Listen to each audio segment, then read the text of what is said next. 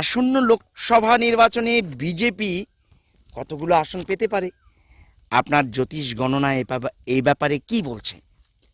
জ্যোতিষী কখনো কারো ডেস্টিনি পাল্টে দিতে পারেন এই দাবি যেসব জ্যোতিষীরা করেন, আমি বলবো যে তারা ভয়ঙ্কর একটা মিথ্যে কথা বলছেন। আচ্ছা, কোনো জ্যোতিষী কখনো কারো ডেস্টিনি পাল্টাতে পারেন না। তো কে ভণ্ড জ্যোতিষী আর কে প্রকৃত জ্যোতিষী তা সাধারণ মানুষ কিভাবে বুঝবে? আপনিও তো একজন জ্যোতিষী, তো এই বিষয়টা কিন্তু আমরা বেশিরভাগ মানুষ দিকভ্রান্ত হয়ে কিন্তু দৌড়াদৌড়ি করছি। প্রবাদ আছে, জন্ম মৃত্যু বিয়ে তিন বিধাতা নিয়ে। তাহলে একজন জ্যোতিষীর ভূমিকা কি?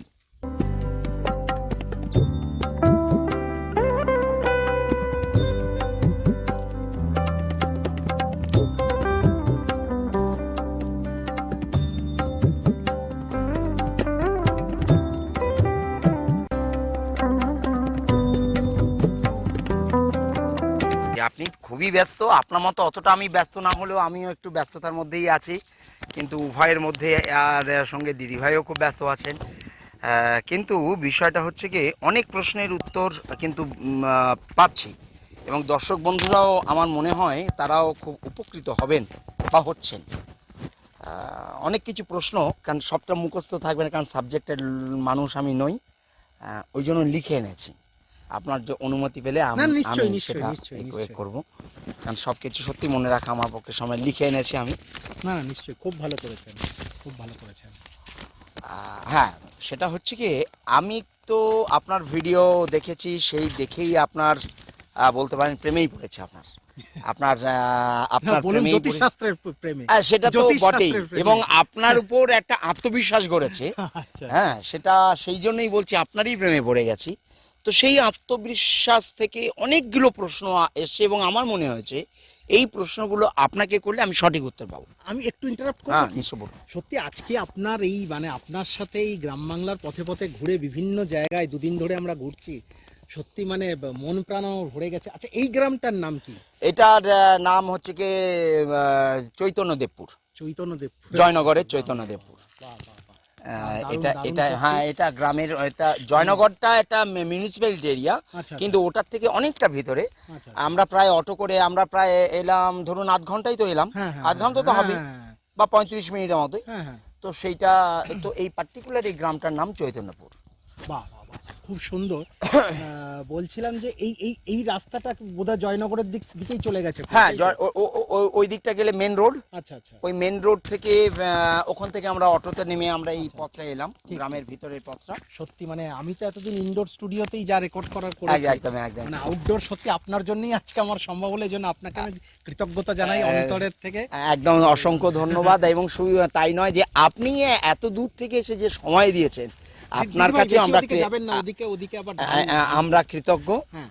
তো আপনি যদি অনুমতি করেন একটু কোশ্চেনে দেখে যাব। না না, আমি দিদিভাইকেও জানিয়ে দিই, দিদিভাইয়ের প্রতিও আমি কৃতজ্ঞ আন্তরিকভাবে, যে দিদিভাই এতক্ষণ ধরে দুদিন ধরে ভিডিওগ্রাফি হ্যাঁ হ্যাঁ, করছেন। আমি আন্তরিক আমিও কৃতজ্ঞতা কৃতজ্ঞতা জানাই। জানাচ্ছি। বলুন, আপনার প্রশ্নে আসুন। আপনার দেখুন, ভিডিও তো দেখেছি, বহু ভিডিও দেখেছি, নানান প্রশ্নের সম্মুখীন, মানে যে অনেক প্রশ্নের আমরা উত্তর পেয়েছি, কিন্তু তা সত্ত্বেও ভিতরে অনেক কিছু ঘুরতে থাকে, যা সামনাসামনি তো আপনাকে পাইনি। তো আপনার ভিডিও দেখে একটা দেখেছি, আপনি সধবা মা বোনেদের রক্তপ্রবাল ধারণ করার পরামর্শ দিয়েছেন। আমি যতটুকু জানি সাদা প্রবালও আছে, তাই তো? তো সাদা প্রবাল তাহলে কাদের জন্য আপনি মানে সাজেস্ট করবেন? দেখুন, সাদা প্রবালটা সাধারণত যাদের গাইনি প্রবলেম আছে, যেসব মা বোনেরা গাইনি প্রবলেমে সাফার করছেন, আচ্ছা আচ্ছা তাদের জন্য সাদা প্রবালটা প্রচণ্ড উপকারী। আচ্ছা আচ্ছা আচ্ছা আচ্ছা। আচ্ছা, আপনাকে আরে বলি, আপনি কি মনে করেন জ্যোতিষী কারোর ডেস্টিনি পাল্টে দিতে পারে? কোনোভাবেই নয়। জ্যোতিষী কখনো কারো ডেস্টিনি পাল্টে দিতে পারেন এই দাবি যেসব জ্যোতিষীরা করেন, আমি বলবো যে তারা ভয়ঙ্কর একটা মিথ্যে কথা বলছেন। আচ্ছা, কোনো জ্যোতিষী কখনো কারো ডেস্টিনি পাল্টাতে পারেন না। তাহলে একজন জ্যোতিষীর কাছে মানুষ কেন যাবে? খুব দুর্দান্ত প্রশ্ন করেছেন, যে ডেস্টিনি যদি পাল্টাতে না পারে জ্যোতিষীর কাছে একদম। যাবেন কেন? হ্যাঁ। ধরুন আপনার বাড়িতে আপনার সন্তান আছে, আপনি নিশ্চয়ই এখন থেকে সন্তানদের ব্যাপারে চিন্তিত যে হায়ার স্টাডিজ কোন সাবজেক্টে করাবেন, একদম, একদম। কোন ফ্যাকাল্টিতে তাকে অ্যাডমিশন করাবেন, একদম। বা তাদের ভবিষ্যতে কোন দিকে তারা যদি জব করে, ঠিক। বা কেউ বিজনেস করতে চায়, বা কেউ কোনো প্রফেশনে যেতে চায়, সে একদম। কোথায় যাবে। ঠিক ঠিক। এই জায়গাগুলো, ঠিক আছে, এই জায়গাগুলো ধরুন আপনি নিজে একজন স্বনামধন্য বা মানে সঙ্গীত সাধক বা তবলাবাদক একজন স্বনামধন্য, হ্যাঁ। তো আপনি দেখবেন আপনার ছকে শুক্রের অবস্থান অত্যন্ত ভালো, আচ্ছা অত্যন্ত ভালো। আচ্ছা। এবারে সেটা আপনি সঙ্গীত শিল্পী হবেন, না তবলাবাদক হবেন, না নৃত্যশিল্পী হবেন, না অভিনেতা হবেন, সেটা ডিপেন্ড করছে কিন্তু শুক্র আপনার ছকে কোন জায়গায় আছে। আচ্ছা। তো আপনি ধরুন আজকের থেকে যদি 25 বছর বা 30 বছর আগে আপনি আমার কাছে আসতেন, তখন আমি বা অন্য কোনো জ্যোতিষীর কাছে যেতেন, তিনি নিশ্চয়ই বলে দিতেন আপনাকে যে আপনি এই লাইনটায় আসবেন, এই লাইনে আপনি আসলে আপনার সাকসেস হবে। আচ্ছা আচ্ছা। মানে অনেকে তো ভুলভাল প্রফেশনে হ্যাঁ, চলে যায়, চলে যায়, ঠিক। পরে গিয়ে বুঝতে পারে যে না এই প্রফেশনটা আমার জন্য ঠিক ছিল না। ছিল না। ঠিক ঠিক। এই গাইডলাইনটাই জ্যোতিষী দেখান। আচ্ছা আচ্ছা আচ্ছা, বাহ, খুব সুন্দর, খুব সুন্দর উত্তর, খুব স্যাটিসফাইড। খেতে পারি তো? হ্যাঁ শিওর, আপনি খান, আমি প্রশ্ন করছি কিন্তু। নিশ্চয়ই নিশ্চয়ই।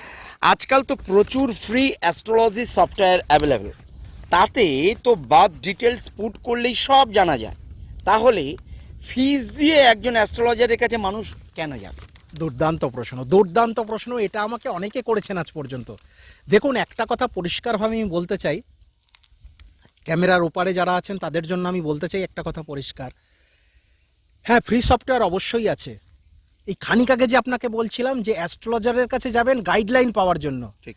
ফ্রি সফটওয়্যার, কোনো ফ্রি সফটওয়্যার, ওয়ার্ল্ডের কোনো ফ্রি সফটওয়্যার, আমি এতটা জোর গলায় বলছি, আপনাকে গাইডলাইন দেখাতে পারবে তো যে আপনার সন্তানকে আপনি কোন ফ্যাকাল্টিতে অ্যাডমিশন করাবেন? ওয়ার্ল্ডের কোনো ফ্রি সফটওয়্যার এই অ্যাডভাইস দিতে পারে না। ঠিক। ওখানে কিছু বাদাগতে ফর্মুলা সফটওয়্যার আপলোড করা আছে, কিছু বাদাগতে, ঠিক। মানে এটা এখানে হলে এটাই, এটা এখানে হলে এটাই। ঠিক। কিন্তু না তাতে থাকে আপনার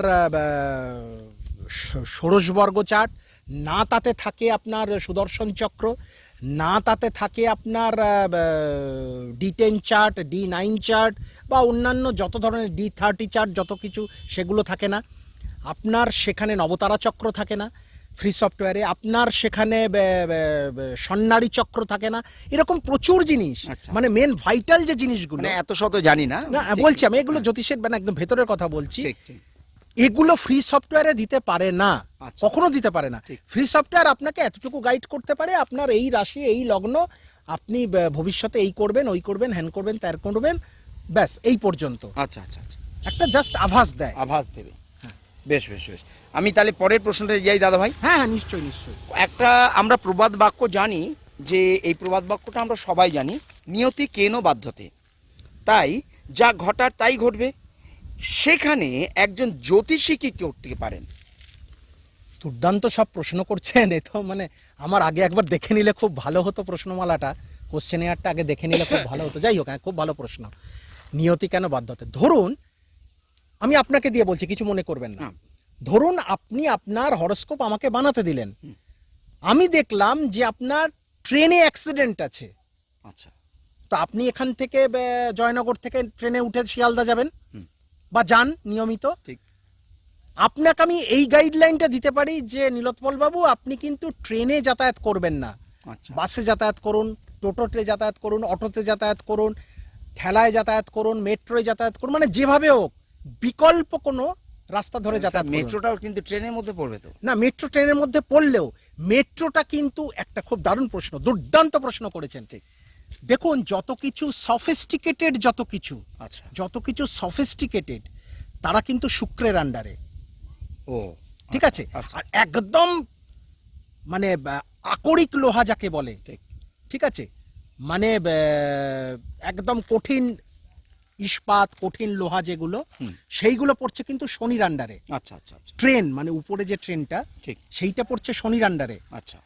আর মেট্রো কিন্তু কিছুটা শনির আন্ডারে থাকছে, কিন্তু মোর দেন 60% যেটা, সেটা কিন্তু চলে যাচ্ছে শুক্রের আন্ডারে। আচ্ছা আচ্ছা আচ্ছা। তো আমি এই কারণে বললাম, আমি আপনার ফাড়া দেখতে পারি। ধরুন দেখলাম যে শনি আপনার সপ্তম স্থানে বা সপ্তম ঘরে বা সেভেন্থ কানেক্টেড হয়ে কোনোভাবে অশুভ গ্রহের দ্বারা ইয়ে হয়েছে, অ্যাফ্লিক্টেড হচ্ছে, তখন আমি আপনাকে বলবো আপনি ট্রেনে যাতায়াত করবেন না। আচ্ছা আচ্ছা আচ্ছা। কিন্তু মেট্রোটা যেহেতু শুক্রের সাথে রিলেটেড হয়ে যাচ্ছে, সেহেতু সেটা আমি আপনাকে বলছি ঠিক না। আচ্ছা আচ্ছা ঠিক ঠিক ঠিক ঠিক আশা করি বুঝলাম। বোঝাতে Thank you, পারলাম। একদম একদম পূর্ণভাবে আমি বুঝলাম হ্যাঁ। এবং আশা করি দর্শক বন্ধুরা বুঝছেন এটা। সরি। আর এরপরে প্রশ্নে যাই, জেমস থেরাপি, কালার থেরাপি আর বৈদিক প্রতিকার কোনটা কত কত শতাংশ উপকার পেতে পারে? দেখুন, এটাও খুব দুর্দান্ত প্রশ্ন। বৈদিক প্রতিকার সবচেয়ে বেশি ফলদায়ক হতে পারে, কারণ সেটা মুনি ঋষিরা রিসার্চ করে বলে গেছেন। আজ থেকে 5000 বছর আগের শাস্ত্র এটা, বৈদিক জ্যোতিষ, যেখানে মহর্ষি পরাশর, মহর্ষি গর্গ, মহর্ষি জৈমিনী, মহর্ষি ভার্গব, ঠিক আছে, ভৃগু প্রমুখ যেসব মহান মহান ঋষি মুনিরা যারা ছিলেন, যারা জ্যোতিষশাস্ত্রের উপরে চর্চা করেছিলেন, জ্যোতিষশাস্ত্রটা তৈরি করেছিলেন, তারা কিন্তু বৈদিক প্রতিকারের উপরই জোর দিয়েছিলেন। আচ্ছা ফলে বৈদিক প্রতিকার আপনার 90 to 95%, যদি আপনি মেনে চলেন, ওটা আপনাকে মেনে চলতে হবে। আচ্ছা, আচ্ছা। বৈদিক জ্যোতিষ মেনে চলার ব্যাপার। ঠিক ঠিক। তো বৈদিক প্রতিকার তাহলে 90 to 95%। এরপরে আসছে কালার থেরাপি। কালার থেরাপি আপনার জন্য ধরুন 80% আপ টু 80% কালার থেরাপি। মানে আপনি ধরুন এই ধরুন এই কালারের জামাটা আপনি পাঞ্জাবিটা পরেছেন, এই কালারটা আপনার জন্য শুভদায়ক যদি হয়, তাহলে যদি আপনি এই কালারটা ইউজ করেন, সেটা আপনার জন্য অত্যন্ত শুভ ফল দেবে, সেটা অত্যন্ত শুভ ফলদায়ক সেটা। ঠিক আছে, এটা হলো কালার থেরাপি। আর একটা হলো লাস্ট হলো জেমস থেরাপি। ওই জেমস থেরাপির ব্যাপারে একটাই কথা বলা, জেমস যদি অরিজিনাল হয়, জেনুইন জেমস যদি হয়, ঠিক আছে, কোয়ালিটি যদি সত্যি মানে 100% জেনুইন হয়, তাহলে ধরুন 70 to 75%। আচ্ছা আচ্ছা আচ্ছা। এরপরে প্রশ্ন যাব দাদা ভাই, বাস্তুতন্ত্রের হয়তো এটা ওই বিষয়ে পড়বে। বাস্তুমতে তো ঈশান কোণে ঠাকুরের সিংহাসন প্রতিষ্ঠা করার কথা বলা আছে, মানে এটা শুনে এসছি। তাহলে যাদের ঘরে ঈশান কোণে ঠাকুরের সিংহাসন প্রতিষ্ঠা করা আছে, তাদের তো তাহলে কোনো বিপদ আপদ হওয়া উচিত নয়, তাই না? দেখুন, প্রথমে একটু বলে দিই আমি, সেটা হলো হ্যাঁ, ঈশান কোণের কথা অবশ্যই বলা আছে। যদি কারোর বাড়িতে ঈশান কোণ অসুবিধা থাকে, তবে পূর্ব দিক। আচ্ছা, মানে দুটোই বলা আছে, কিন্তু বাস্তুশাস্ত্রে দুটোর কথাই বলা হচ্ছে। ফার্স্ট প্রায়োরিটি ঈশান কোণ, আচ্ছা, and the next option is পূর্ব পূর্ব দিক। ঠিক। ঠিক আছে, এবার আসছে দেখুন, আপনার দাঁত আছে, এবার আপনি যদি দাঁতের যত্ন না নেন, রেগুলার ব্রাশ করা বা অন্যান্য দাঁতের যে যত্ন, সেগুলো যদি দাঁতের না নেন, ঠিক। তাহলে সেই দাঁত আপনার জন্য কতদিন ঠিকঠাক থাকবে? ঠিক সেরকম আপনি ঈশান কোণে বা পূর্ব দিকে ঠাকুরের সিংহাসন প্রতিষ্ঠা করে রেখে দিলেন, কিন্তু ডেইলি ওটা এনার্জাইজ করার কথা বলা আছে। ডেইলি এনার্জাইজ করার কথা বলা আছে। অর্থাৎ বৈদিক মতে বা গুরু প্রদত্ত যে নিয়ম বিধি, সেগুলো মেনে আপনার সিংহাসনে আপনি যাকে প্রতিষ্ঠা করেছেন, আপনার যিনি ইষ্ট, আপনার যিনি গুরু, আপনার যিনি দেবতা, আপনার যিনি ভগবান, আপনার যিনি ঈশ্বর, তার রীতিমতো নিয়ম মেনে, বিধিপূর্বক পূজা পাঠ নিয়মিতভাবে করা উচিত।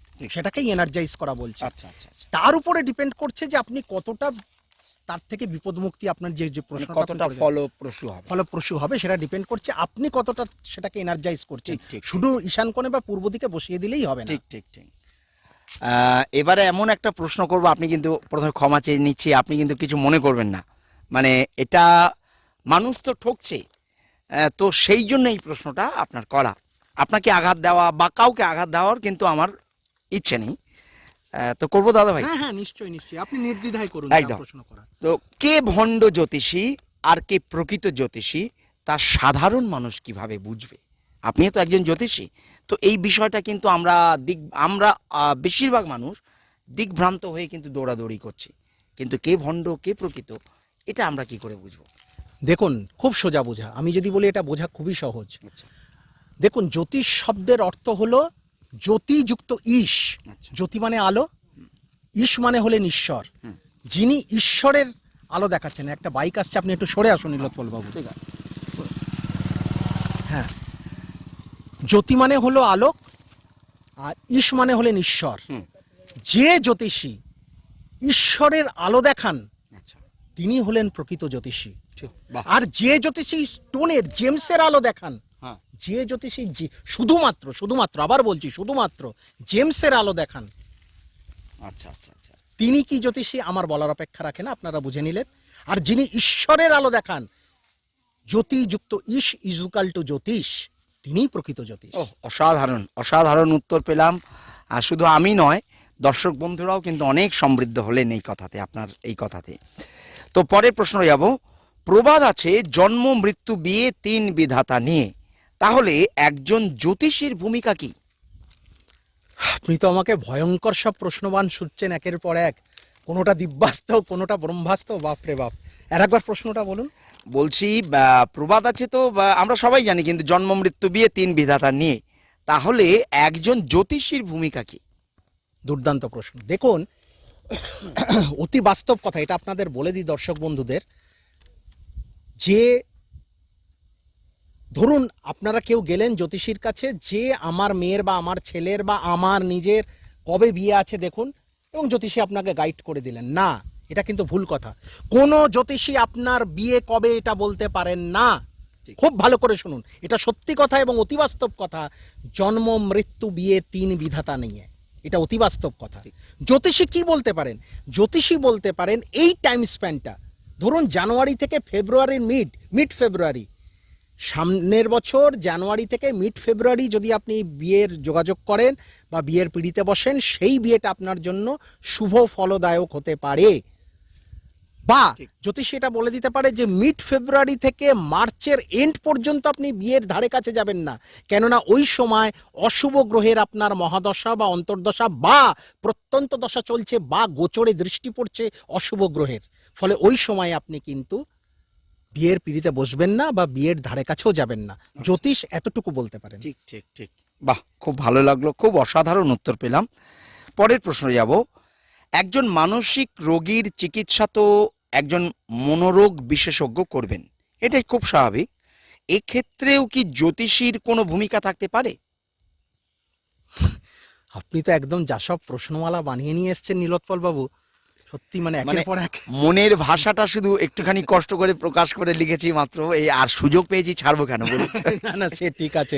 আমি দেখছি, আমি ভেবেছিলাম আপনি অত সহজ সরল প্রশ্ন করবেন, এত জটিল জটিল প্রশ্ন আপনি নিয়ে আসছেন। যাই হোক, প্রশ্নটা কি করলেন যেন? বলছি, একজন মানসিক রোগীর চিকিৎসা তো একজন মনোরোগ বিশেষজ্ঞ করবেন, এটা খুব স্বাভাবিক। এই ক্ষেত্রেও কি জ্যোতিষীর কোনো ভূমিকা থাকতে পারে? অ্যাবসলিউটলি থাকতে পারে, আচ্ছা। অ্যাবসলিউটলি থাকতে পারে। কি থাকতে পারে? হ্যাঁ, অবশ্যই একজন মানসিক রোগীর চিকিৎসা একজন মনোরোগ বিশেষজ্ঞ করবেন, এটাই স্বাভাবিক এবং এটাই হওয়া উচিত। জ্যোতিষী কি করতে পারেন? জ্যোতিষী সাইড বাই সাইড জ্যোতিষী বলতে পারেন তার ছক দেখে যে ইনার এই মুহূর্তে এই গ্রহের কুপ্রভাব বা কুদৃষ্টিতে উনার কিন্তু উনি মানসিক রোগের শিকার হয়েছেন, অতএব উনার এই বৈদিক প্রতিকার বা এই কালার থেরাপি বা জেমস থেরাপি যদি প্রয়োজন হয়, জেমস থেরাপিটা আমার মতে সব থেকে শেষে দেখা উচিত। সর্বপ্রথম বৈদিক প্রতিকার, তারপরে colour therapy and last James therapy. তো সেটা একজন জ্যোতিষী কিন্তু সাইড বাই সাইড গাইড করতে পারেন তার পরিবারকে, যে আপনারা যেমন ট্রিটমেন্ট করাচ্ছেন মেডিকেল ট্রিটমেন্ট, সেটা অবশ্যই করান, তার সাথে সাথে সাইড বাই সাইড এই ট্রিটমেন্টটাও করুন, এই বৈদিক প্রতিকারটাও করুন বা এই কালার থেরাপিটা করুন। সেটা মানসিক রোগীর ক্ষেত্রে, তার সুস্থতার ক্ষেত্রে অনেকটাই কাজে দিতে পারে। বাহ, সত্যি এটা আমার একদম অজানা ছিল বিষয়টা, খুব ভালো লাগলো।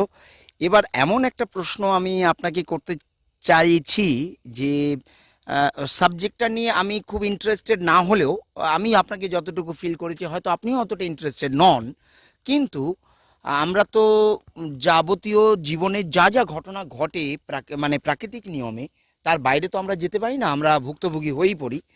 তো আসন্ন লোকসভা নির্বাচনে আপনাকে এটাই, এই যে লোকসভা, এটা খুব জানতে যে রাজনৈতিক প্রশ্ন একটা, আসন্ন লোকসভা নির্বাচনে বিজেপি কতগুলো আসন পেতে পারে?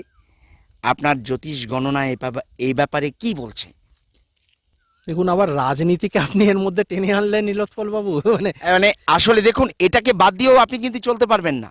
না, আপনি পছন্দ করুন বা আমি পছন্দ করি নাই করি, কিন্তু এটা খুব জানতে হচ্ছে, এটা কি জ্যোতিষী মাধ্যমে এটা কি বলা সম্ভব, বা কতটুকু কি যদি সম্ভব হয়, তাহলে এই প্রশ্নটা এটা। দেখুন, এক্ষেত্রে নিখুঁত বিচার যেটা, সেটা হলো যে ধরুন এটা তো পার্লামেন্টারি ইলেকশন, তো লোকসভা নির্বাচন, তো লোকসভায় দেখতে হয় কোন দলের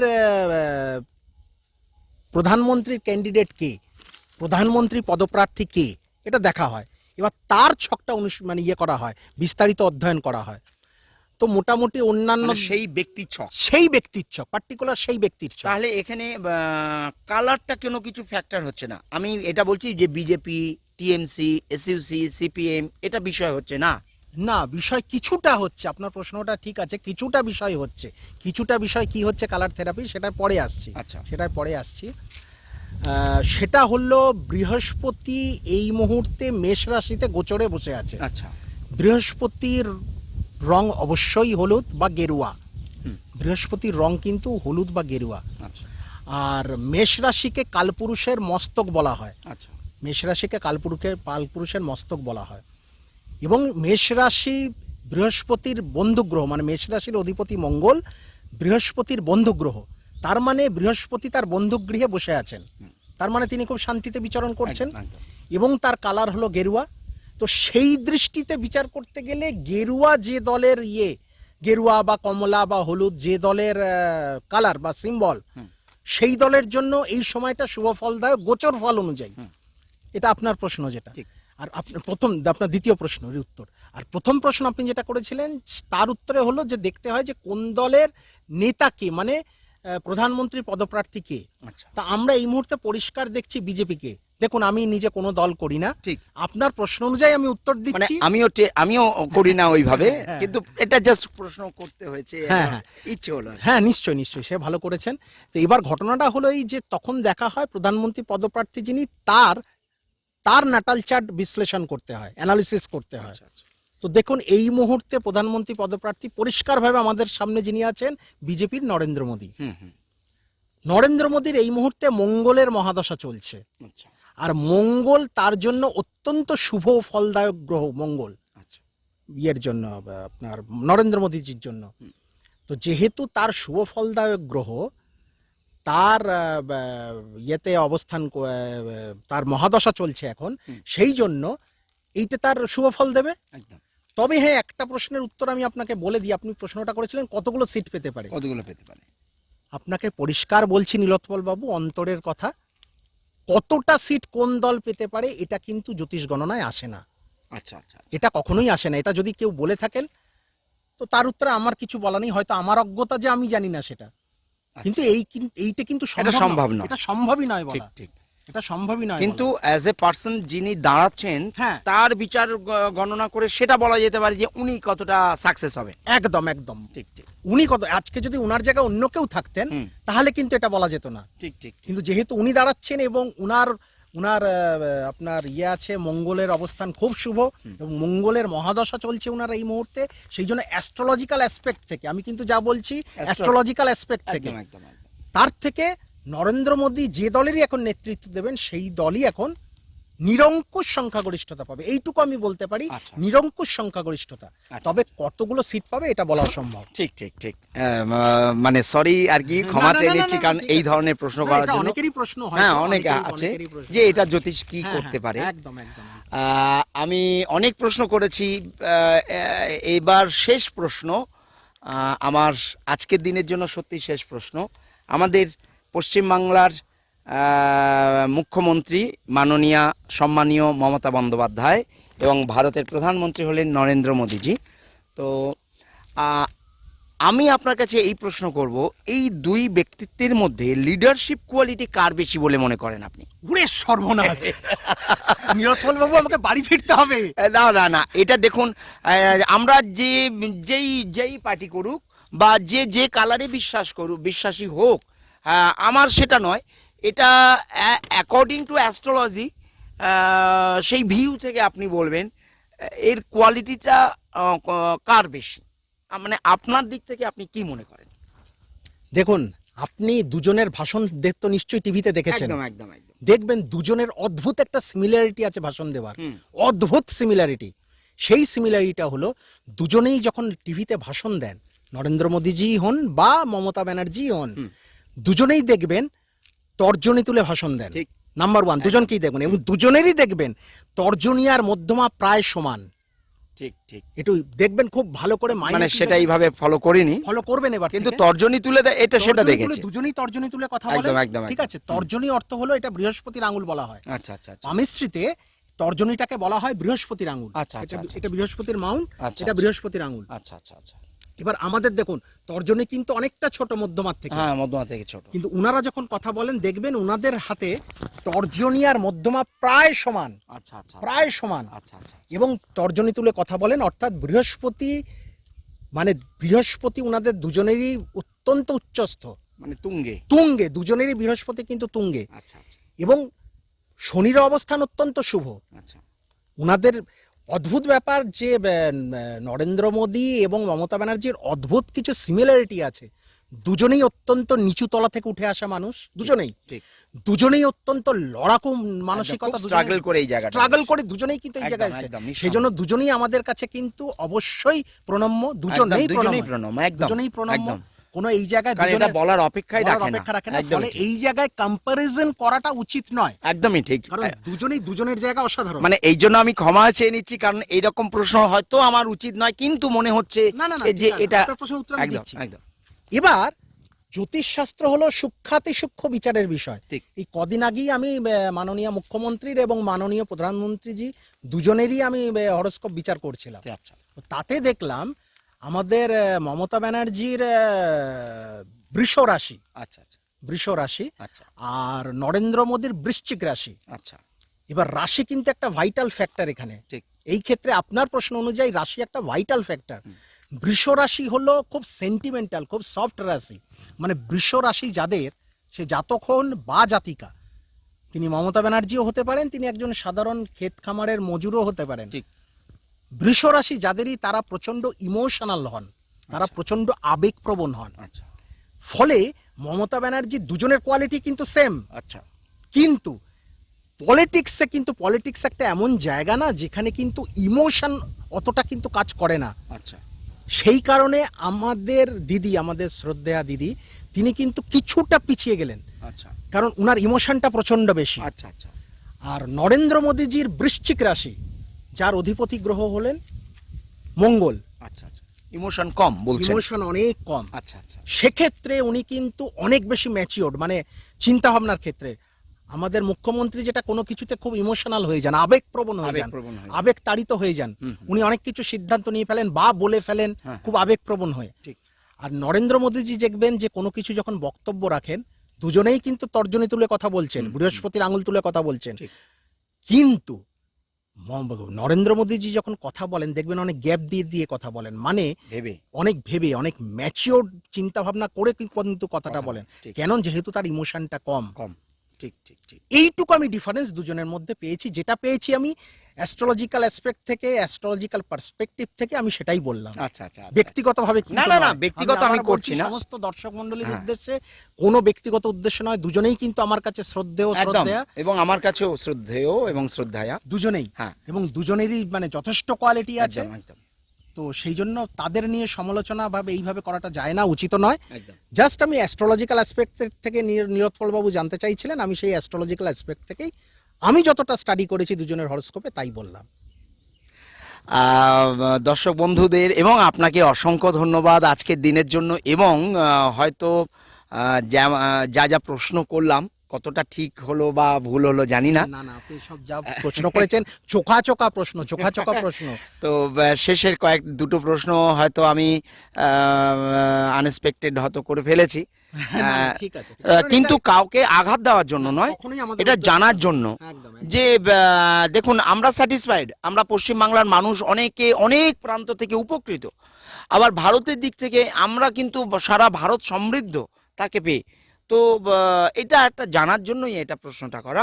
এই প্রসঙ্গে আরেকটা আমি একটু এডিশন করতে চাই। কালকেই অভিষেক বন্দ্যোপাধ্যায়ের একটা ইন্টারভিউ দেখছিলাম আচ্ছা। কোনো একটা টিভি চ্যানেলে, আমার এই মুহূর্তে মনে পড়ছে না। তো অভিষেক বন্দ্যোপাধ্যায় নিজেও কিন্তু বললেন, আমার খুব ভালো লাগলো ওনার কথাটা শুনে, যে উনি বললেন যে যিনি ইন্টারভিউয়ার যিনি ছিলেন তিনি প্রশ্ন করছেন যে মমতা ব্যানার্জি এবং প্রধানমন্ত্রীজি দুজনের মধ্যে কে বেশি পরিশ্রমী। আচ্ছা আচ্ছা। আপনার মতোই প্রশ্ন করেছেন উনি। তো অভিষেক ব্যানার্জি কিন্তু পরিষ্কার বললেন যে পরিশ্রমের নিরিখে দুজনেই আমার কাছে কিন্তু শ্রেষ্ঠ। ও কে আবার, দুজনেই অত্যন্ত পরিশ্রমী, বাহ। এই ব্যাপারে বলার কোনো অপেক্ষা রাখে না, ও। দুজনেই অত্যন্ত পরিশ্রমী। তো আমার এই অভিষেক বন্দ্যোপাধ্যায় উত্তরটা আমার খুব ভালো লেগেছে, সত্যি কথা, খুব সুন্দর উত্তর। ঠিক ঠিক ঠিক ঠিক। যাই হোক, আজকের দিনের জন্য সত্যি আপনাকে অসংখ্য ধন্যবাদ। আজকের অনেক সময় দিয়েছেন, দর্শক বন্ধুদেরও অসংখ্য ধন্যবাদ এবং নমস্কার। ভালো থাকবেন সবাই, খুব ভালো থাকবেন। আমাদের ফটোগ্রাফার দিদিভাইকেও ধন্যবাদ, আপনাকে উনি অসংখ্য এতক্ষণ ধন্যবাদ। আমাদের সঙ্গ দিয়েছেন। একদম। অনেক অনেক ধন্যবাদ দিদিভাই, ভালো থাকবেন, নমস্কার। নমস্কার।